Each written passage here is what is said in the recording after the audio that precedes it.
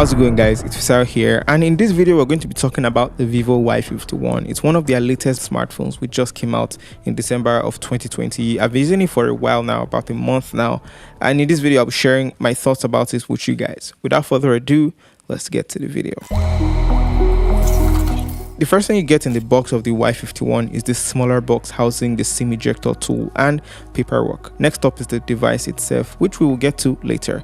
As far as accessories, we've got the fast charger, which is supposed to charge this phone up to 70% in slightly over an hour, and I'll share my thoughts on my real world test results with you guys later in this video.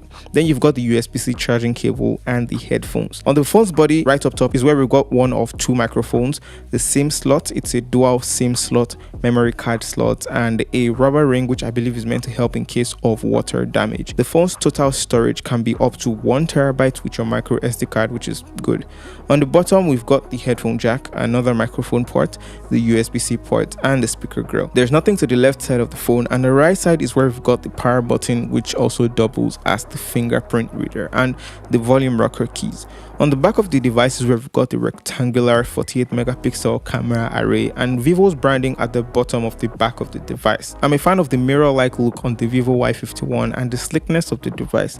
Looking in terms of color options, you've got the titanium sapphire, which is bluish, and the crystal symphony. Build quality in general is solid for me, with that polycarbonate back and solid sides. With how slim it is and it looks, I feel it's great to hold in the hand. At the price point of 109,900 naira or 110,000 naira, what else does this device have to offer? Let's dive a little deeper. Looking at the 6.58-inch LCD display of the Vivo Y51, you do notice that texts are legible, and of course graphics is quite clear on here. Vivo doesn't compromise on the display quality, and they give you a 1080p display where the resolution is set at 1080 by 2408 pixels and a pixel density that is high at 415. Streaming would naturally top at 1080p as well in 60 frames per second, and even at that it's still legible in the video quality and, as I mentioned, text. When you are watching videos or gaming on this device, doing general audio stuff, you might want to use the headphones. Thankfully, this comes with a wired headphone in the box. You might want to go wireless if you want. Either way, you do notice that the speaker is easily blocked because it's a single firing speaker from the bottom, and you can just block it with your hands.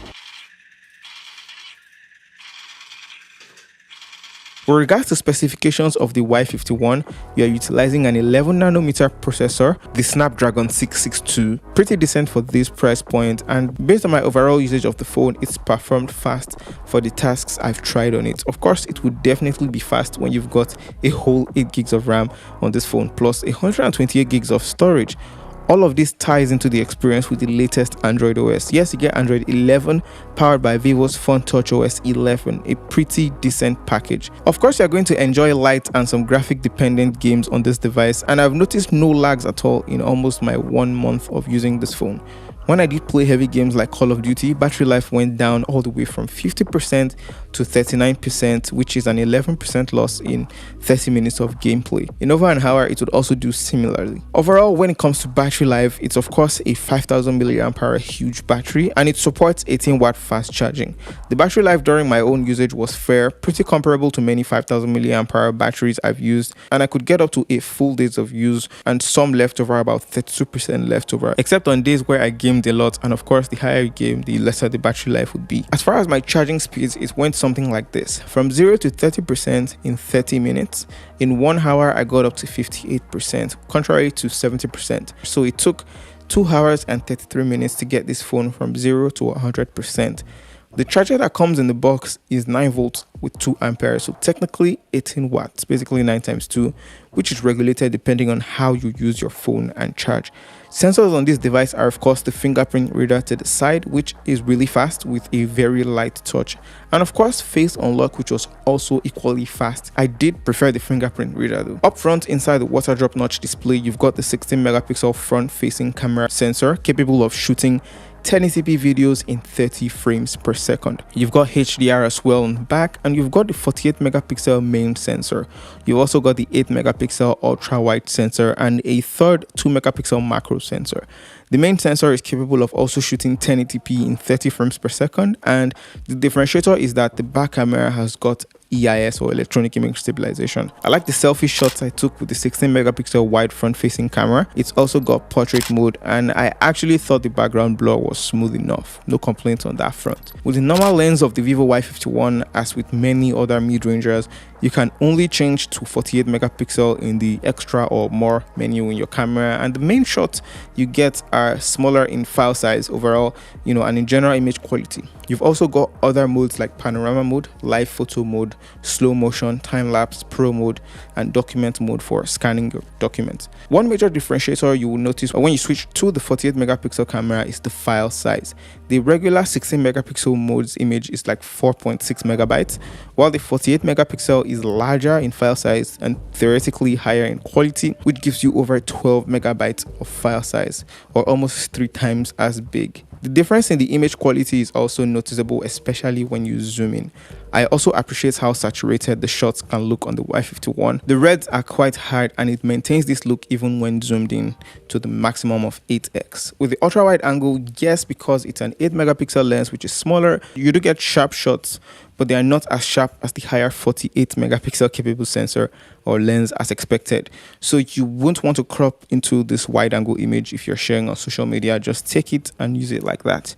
All in all, the main camera performs well for most of my photo needs, even at night, and I'll come to that in a bit. Again, as with many mid-range smartphone manufacturers with a whole lot of cameras on the back, this has an extra appendage in what's a 2 megapixel macro camera, which when you compare the results, you do get clear shots up close with your subjects, but the colors just don't match up as well.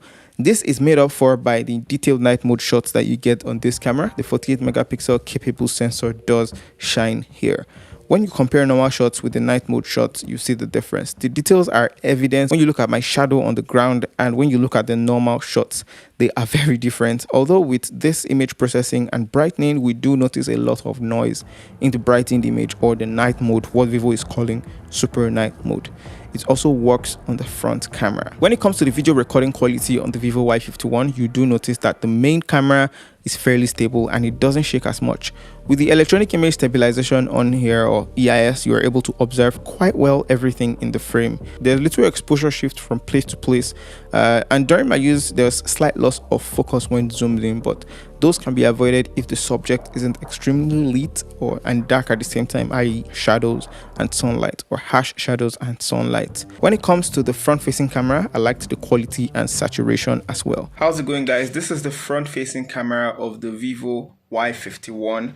Let me know what you guys think about this front facing camera's video quality and sound quality in the comment section below. That's it for my review of the vivo Y51, an interesting piece in the mid-range category for 109,900 naira, or just $233. What would you love to have seen in this device? What would you love to take away from this device? Would you buy it? And if there's anything you think I missed, or any question you felt I didn't answer, please let me know in the comment section below. Let's chat there. Thank you so much for watching, and I'll talk to you guys in the very next video.